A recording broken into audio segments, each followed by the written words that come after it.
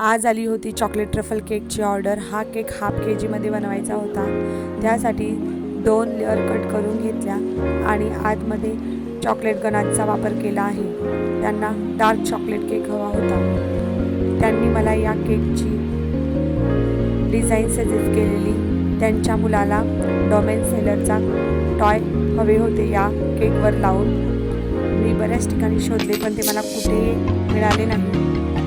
त्यामुळे मला यावर टेबल टॉपर लावावे लागले आणि याची प्रिंट मी मार्केटमध्ये जाऊन काढून आणली। नंतर त्याला कट करून केकवरती सर्व टॉपर सेट केले आणि केकचं वेट बघू शकता तुम्ही। हाफ के जीचा केक होता आणि त्याचं वजन बघा। नेहमीच होम बेकरच्या केकचं वेट जास्त असतं। हा होता केकचा फायनल लुक।